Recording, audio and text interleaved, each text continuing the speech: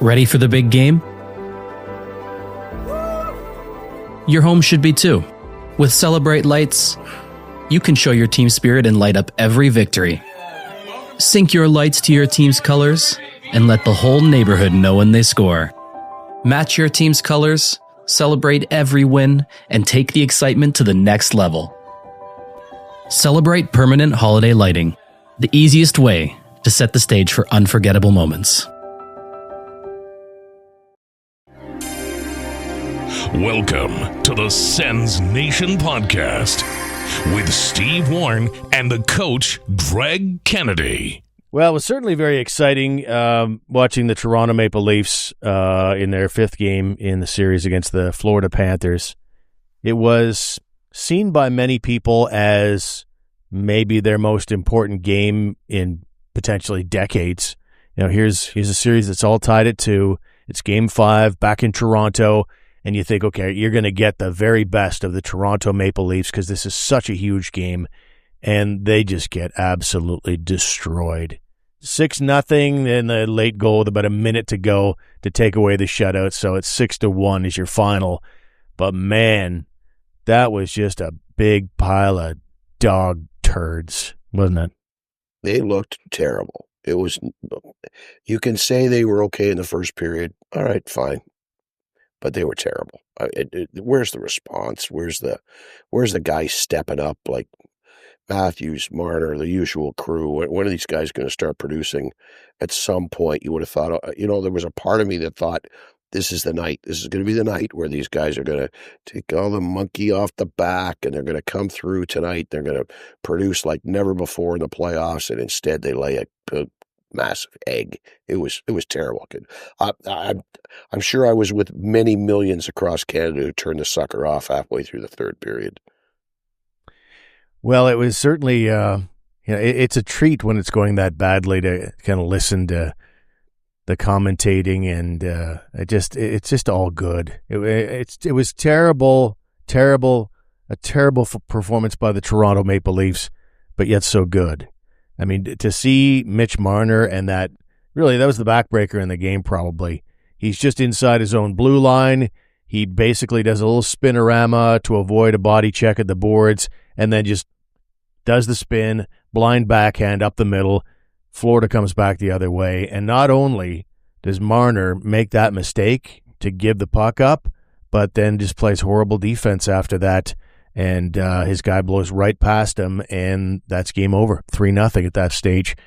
Yeah, and that's a guy he's going to have his hand out for a massive payday this summer. Like, what do you want? Do you want Mitch? I've heard guys saying they don't even want Mitch Marner on their team, let alone pay him his $12 to $14 million. It's kind of sad, eh? Like, he really is a talented hockey player. He really is. There's just something about the playoffs. The playoffs Mitch is a lot different from regular season Mitch, in much the same way with Matthews, much the same way with Nylander. I saw some stats today about players who their points per game or their chances generated or something. The statistical line of some of the greats and how much they raise their game in the playoffs. And then at the far end of the spectrum, Matthews, Marner, and Nylander, who are far below their regular season numbers year after year after year in the playoffs. It's just, at some point in time, you either got to fish or cut bait. Like the Leafs are either going to give up on these clowns or I don't know. Either they're going to get it together or get rid of them. Like what is the answer? It's going to be pretty tough to move some of them.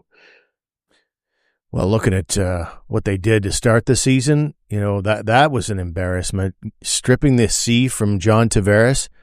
I mean, I've watched every game the Toronto Maple Leafs have played in this playoffs. And Tavares just looks like a way better player. Like he's a veteran. He's a big body. He goes to dirty areas. Yeah, he's not as fast as those other two guys, the other three guys. But you know what? When you want to compare them at playoff time, like I think that Tree Living and the new regime in Toronto made a terrible mistake. And A, embarrassing a good veteran in the NHL, but B, it was the wrong decision on top of that. Yeah, you talk about leadership and really we don't know. We don't know what goes on in the room. We don't know who talks or how people lead or if people respect them or not. But a guy like John Tavares, you got to believe that the players respected him and that he had their ear, and that when he spoke, they listened. He doesn't speak very much. He doesn't speak very often. He's not exactly the most bubbly personality or candid in his conversations with the media. But I got to believe he's been there, done that. He's got a lot of been there, done that in him. And I would think that probably bodes well as a leadership role with that team. So I was surprised as you were. We talked about it way back when it happened, that he's no longer the captain. It was a strange decision. We both thought it was then. And as you're watching this team play in the playoffs and Matthews continues to struggle, how else can Matthews lead or how else can Matthews lead where we can see it, where it's self-evident? Oh, look, there's some leadership from Matthews. There's only one way for him to do that, and that is to score goals and put up points. And it's not happening, period. Yeah. Yeah, and that's the fickle thing about playoffs, though. People will say that he's suddenly leading and being a great player if a couple of pucks go in off a skate. So it is a tricky thing to identify, but the reality is, yeah, I mean, it's a one-dimensional thing. If you're not scoring, what are you doing exactly? And anyway, that's the Leafs' concern. That is their cross to bear. But it probably, of all the things we had to talk about in our lineup, that was the thing that I most was excited about. Forgive me. Of course. Forgive me, Leaf fans who listen to the show. We'll stick with the NHL. We have a number of things to talk about on the Sens front as well. But a former Ottawa Senator in DJ Smith, according to Dennis Bernstein, who covers the Los Angeles Kings, he put it out on Twitter that DJ Smith was not only interviewed for one NHL head coaching job, but more than one. Smith, of course, after he got fired in December of 2023 by the Sens and replaced at the time by Jacques Martin, he got a job almost immediately with Jim Hiller and the Los Angeles Kings. There's going to be a lot of discussion about connections and how that makes the world go round around the NHL, but Hiller and Smith were Mike Babcock's assistant coaches in Toronto for 4 years together, and so he leans on that connection and gets that gig. Well, now it sounds like he might be in the mix, at least getting discussions and interviews for head coaching jobs. We know it won't be in Vancouver or Philly. We'll talk about that in a moment, but those jobs were filled this week. But Pittsburgh, Boston, Seattle, and what am I missing here? Chicago. They are still looking for head coaches. Do any of those make sense, or does it make sense at all that DJ Smith might be in someone's NHL head coaching mix? It makes no sense to me, Steve. I can't imagine a team hiring him. I really can't. I can't see it. A consistency of performance was never delivered over 4 years here, as 4+ years. How many years was he head coach here? The inconsistency of his teams on the ice, the inability for them to develop anything beyond a middle of the pack team. Nothing that worked for him as far as I was concerned when he was here, and I'd be shocked, Steve, if he got a job in the NHL as a head coach. He was a pretty bright prospect when the Sens hired him, and he was being talked about around the league. There's no doubt about that. But the other angle is that the LA Kings, with DJ Smith as the assistant coach responsible for the defenseman, they went out this year and put up the second fewest goals against in all of the NHL. So I think that probably is going to get you back on some radars. But yeah, I mean, it just depends. It's hard to know. Has the guy learned his lessons from his time in Ottawa, which was 4.5 years, by the way?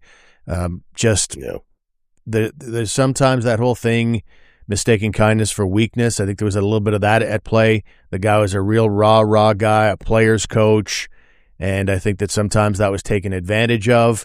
And if there's one thing that people talk about most with DJ Smith at his time in Ottawa, it was the lack of accountability. When mistakes were made, guys were just thrown out there. And except for Matthew Joseph missing a game, I'm hard-pressed to think of a time when someone was really held to account by DJ Smith. Yeah, and I'm glad you brought up the defensive numbers in LA that he obviously contributed to, but just a whole different crop of people, obviously, a whole different crop of players, a different head coach, so a different system. It's not really his system that he's incorporating or teaching to that defensive core in LA. It's what Jim Hiller wants, and I just keep going back to Ottawa and the defenseman that he had here and the defensive team, like, it was just horrible. The Senators never consistently performed well in their own zone over the course of 4.5 years. You're like, yeah, okay, he had some success in LA, a little bit more talent. Are you willing to say, yeah, you know what? You give him a little talent, he's okay. Look what he did in LA.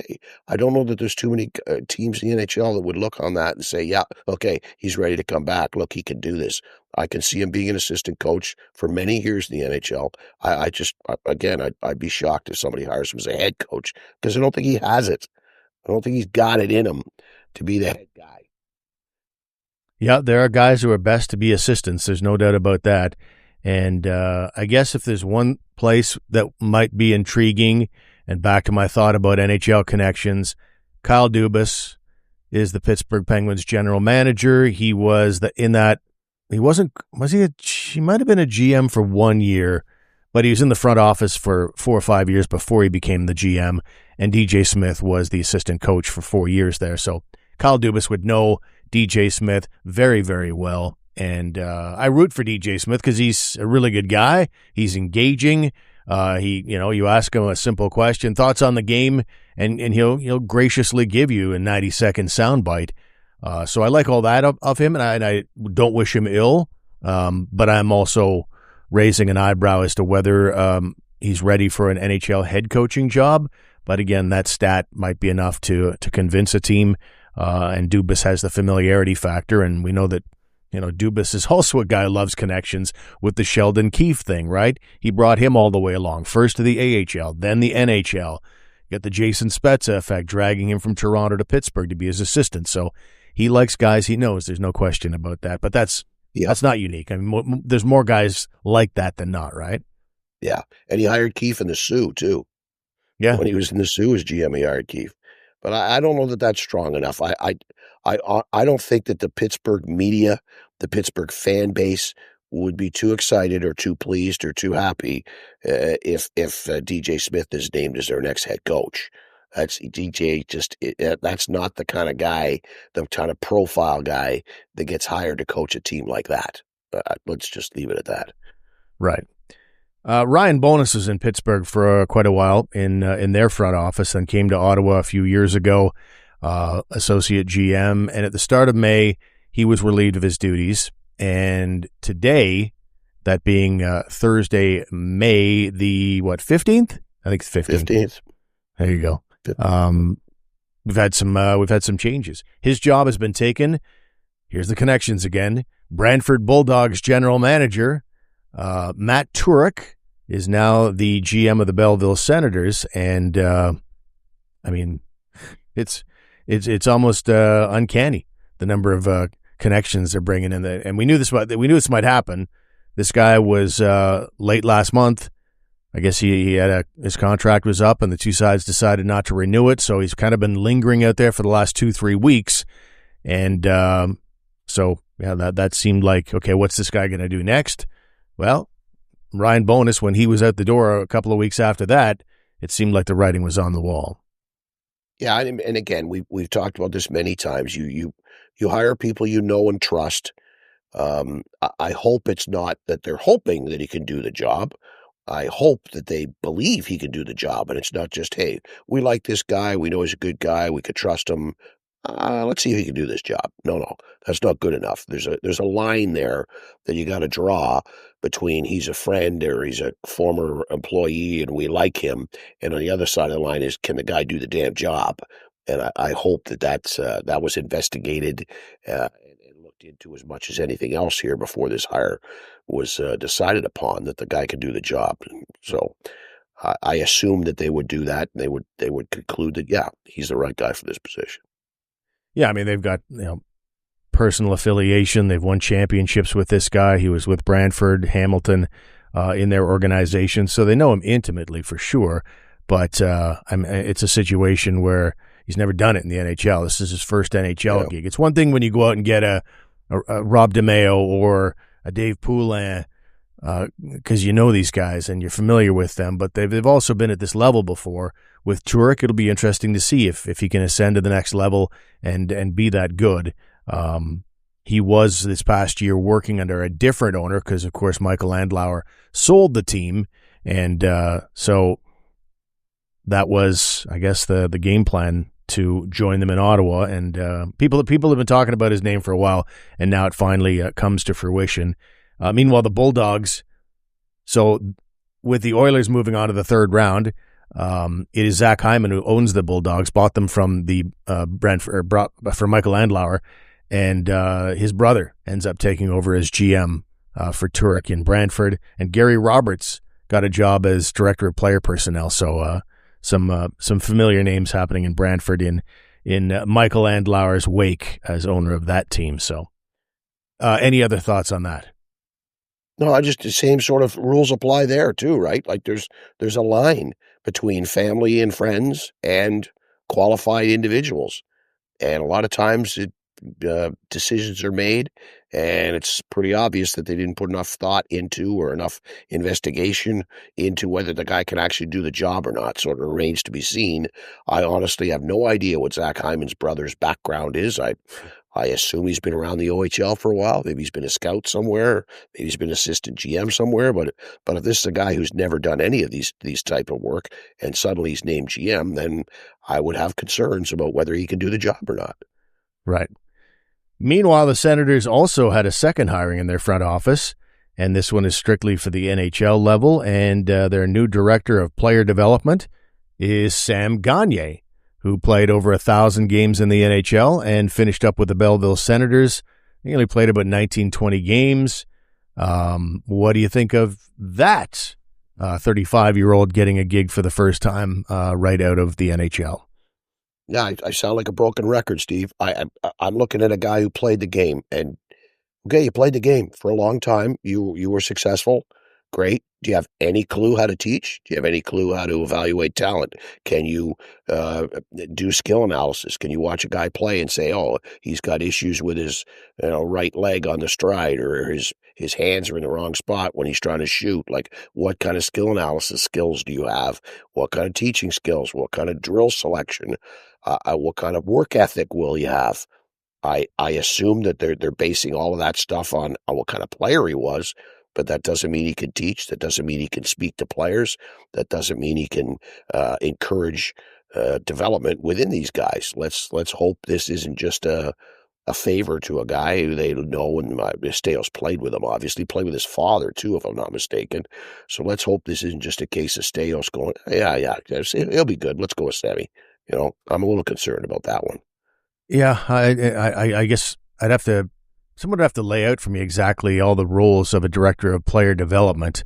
I don't know how much hands-on, one-on-one drills and teaching they do exactly, but there's some of that. I mean, they will be the ones that they frequently be the ones that handle, like after the draft, you'll have your what do you call that? Their development camp, I guess, rookie development camp, and they often run those. But there's other roles as well that don't necessarily have anything to do with that, where they're just making sure that, they're taken care of on and off the ice.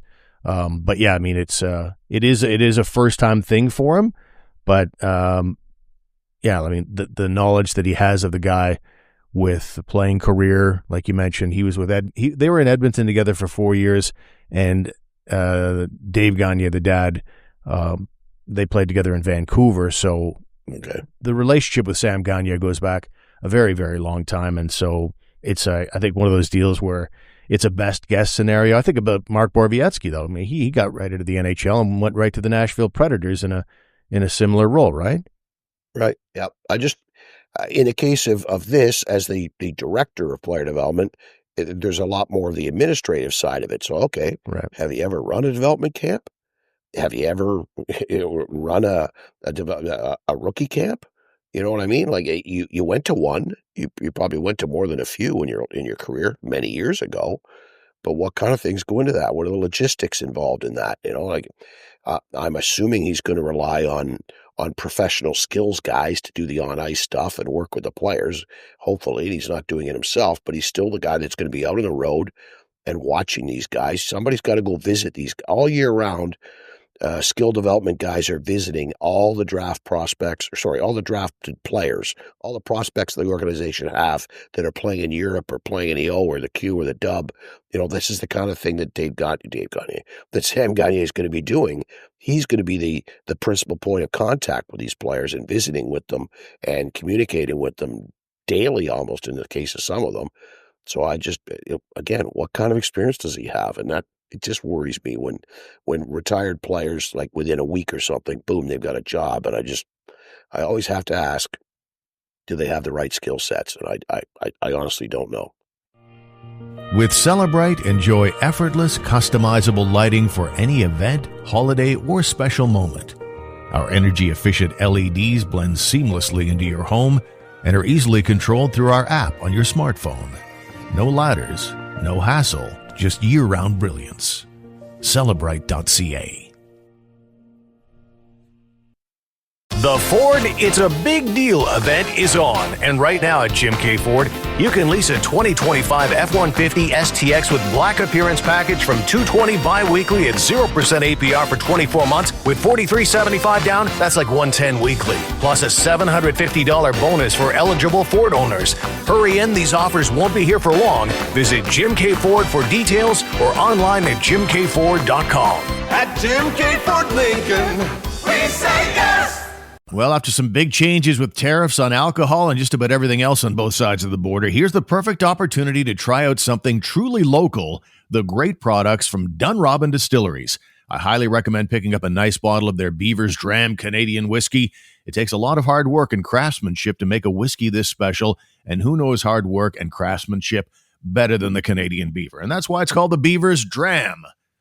Made in Van Clayk Hill, Ontario, just outside Ottawa, all of Dunrobin's spirits are crafted with pride with American options off the LCBO shelves. It is time to raise your glass to something that is uniquely ours. Discover DunrobinDistilleries.com, bold, smooth, and always Canadian. Well, player development is the number one thing that people are thinking about with Carter Yakemchuk. And over the course of the next few weeks, I do want to get in touch with like Paul McFarland, the head coach out there with the Calgary Hitmen, and maybe talk to, I don't know, John Abbott or some other people in Calgary who've seen Yakamchuk play this year, just to get a real sense of where he's at in terms of his development. Because when he left, I think we can agree he had a very good training camp. We'll always remember that solo rush up ice in overtime against the Leafs. That might have come in handy in one of the 3 overtime games they played in the first round. But I think that, obviously the skating needs a lot of work, like Mark Stone level, potential levels of work. What do you, I don't know how much you've seen in the way of highlights, but I feel like, there's a lot of work to do both from a defensive perspective and from especially the skating perspective. And, I'm keen to hear what you think of maybe the past year with Yakemchuk. Yeah, I was surprised and disappointed at the season that he had. Like, let's face it, we were expecting big things when he returned to Calgary, and it makes you wonder. Does Hockey Canada see things? We were all critical that he wasn't even invited to camp. Okay, I can understand if he didn't make the team because he didn't rate high enough, but you didn't invite him to camp. That's kind of surprising. But maybe they knew more than we knew. We knew at the draft day that it was a stretch at the slot that he was taken. There were other defensemen that were rated ahead of him and are doing quite well. So I'm interested to see how he is come training camp this time around. What kind of development has he made? How much of a better player is he, both with and especially without the puck? To see what kind of development there's been. It doesn't necessarily have to have translated into stats, which obviously it didn't. But to see if he's a more well-rounded player and can bring, but still maintain that offensive stuff that he had when he was here. Let's see what kind of camp he has come the fall.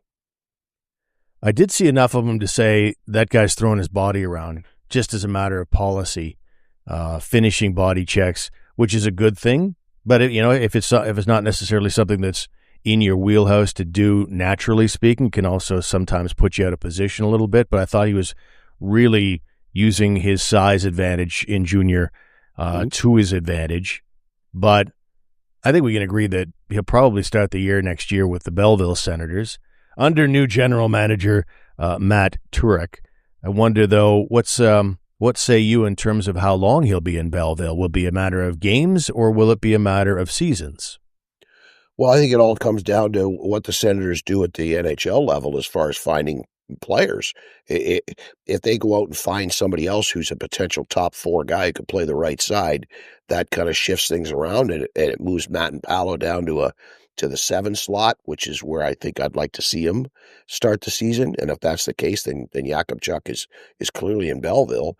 And in a perfect world, wouldn't you love him to play a whole year in Belleville and just get better and better and better and be dominating that level by the end of the year? I think that would be the perfect outcome for the Senators, that they don't even need to ask the question, that they don't need to be sitting around after a 4th loss in 5 games going, geez, do we call up Yakamchuk? I'd rather that the Senators are moving along smoothly and Yakamchuk just plays the year down in Belleville and just gets better and better as the year goes on. That's the perfect scenario for me. Yeah, I'd say so. It's one of those deals. I've said this before, that I always feel like that Pierre Maguire thing about being better to be overripe than underdeveloped. I feel like that should be the play. It should always be the default position, particularly for a team that's not expecting to do anything. Like, it was fun at the time. Brady Tkachuk is right out of the draft and into the NHL. Tim Stützle, same thing. That was fun at the time, but now you look back on it, like they had to endure a lot of bad hockey, and for what? I don't think it was bad for them developmentally, but you think about the free agency clock that ticks for each of these guys. When we knew that they were entering seasons where the Sens didn't really have a chance, to me, if you're going to go right from the NHL draft to the NHL, you need to be a fairly big impact player. Tkachuk and Stützle were, but you also need to be on a team that's going places, not a team that is not, and thus, what's the point? It was fun at the time. At the moment, I would have been ticked off if Tkachuk and Stützle ended up in the minors, and maybe that's part of the marketing discussion versus hockey. But now that we look back on it, wouldn't it be nice to have 2-3 more years of these guys in their prime? Not to mention that developmentally, they'd probably show up in the NHL all the better. Yeah, and the list is long of players that were brought in early or brought in too early or rushed into the NHL and just flopped right out. Right. You go all the way back to Alex Daig if you want to. There's a lot of guys, like even Radim Bonk to a certain extent. Let's face it, what Radim Bonk was as a junior and what Radim Bonk was as an underage playing pro in Vegas before the draft, and what he turned out to be. Radim Bonk was essentially a checking line center who could put up maybe 15, 20 goals a year by the time he arrived and carved out a niche in the NHL. There's lots of guys who have just been rushed into the NHL too young and just burn out or flop, or too many nights of too many times getting beat up on the scoreboard, physically, mentally, emotionally. It gets to you. Like, if you don't have to rush people, then don't. If you don't need to call a guy up, don't. And I think that's the way it should be. And I think if you ask Steve Staios or Michael Andlauer, that would probably be part of their whole plan here, is that we're going to be slow with some of these guys coming along. Yeah. You reminded me there of Radim Bonk and the first time he did anything as an Ottawa Senator. It was actually, so you mentioned Vegas and the old International Hockey League, where he was like 18 years old and had a fine season and drafted, what was it, 2nd overall, I think it was? Yeah. And he was 2nd or 3rd. Anyway, he comes to the NHL for a red and white game, standard inter-squad game. Not sure if it was in the summer or in the fall for rookie camp, but it was his first time basically doing anything as a Senator, and his skates got lost somehow, some way. I don't know why they got separated from his bag or anything. Anyway, maybe his whole gear, but he didn't have his skates. And so with borrowed skates, and his first thing he ever did with the Senators, he went out and got a hat trick the very first game, and everybody was pretty jazzed about that at the time. And maybe that didn't serve him very well with expectations at 18. Oh my God, he's going to come in and destroy the NHL. Not really ever a dominant scorer, a guy who could get you 50, maybe 60 points. But like you say, not more of a two-way guy, I think, back in the day. And in terms of identifying a player, as we start to land the plane here, Fabian Zetterlund. Not sure exactly what the Sens have. I know I was a big proponent of, well, I wasn't a proponent. I was kind of against what Travis Green did right out of the gate. He arrives here and he sticks him on the 4th line for, I don't know, must have been at least 6-7 games before starting to experiment with him. Whereas a guy like Dylan Cousins comes in, largely because he was traded for the second-line center in Josh Norris. He comes in and plays second-line center, and obviously he makes some serious dough, so they want him to have that role right out of the gate. But he was no more familiar with the Sens and their systems than Zetterland. Anyway, so I was not a fan of that because I liked the stats that I saw in San Jose. And now that I've seen him in Ottawa for 20 games and in the playoffs, I start to wonder, okay, what do you pay this guy? Because I think his agent is going to be coming to the table going, yeah, well, he had 24 goals in San Jose and would have had that if he'd stayed in San Jose this year, so we want to be paid like a 24-goal scorer, 44-point guy, whereas I think Steve Staios is going to be going, well, his worth, his value to San Jose is not his value to us. Do you find this might be, from that perspective, kind of a contentious negotiation? I can certainly see that happening. Like, how do you determine his value? What do you base it on? You base it on statistics and you base it on the season. But then Ottawa's going to want to base it on this small little portion of the season. And Claude Lemieux, the agent's going to want to base it on the whole 82 games of the season. Actually, he played more than 82 games, didn't he? You're going to the agent and the player are going to be coming in with a whole other different background or support stats supporting their position than the Senators are going to have with the stats supporting their position. It could get a little contentious. You're bang on, Steve. It'll be interesting to follow. Yeah. I mean, he was a guy that was getting, sometimes 18, 19 minutes a night, and in Ottawa he got 14 minutes a night.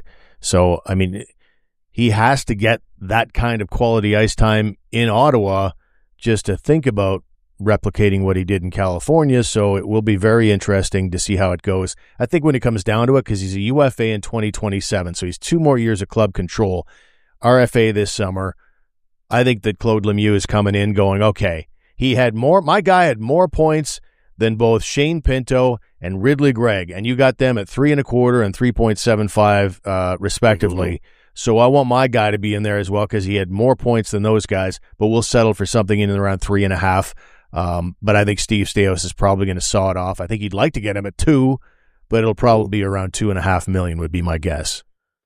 Yeah, don't forget though, it's the fact that he's restricted too. Like I can see the Senators coming in at 1.75 for the first year, and then 2 and 2.25 or something.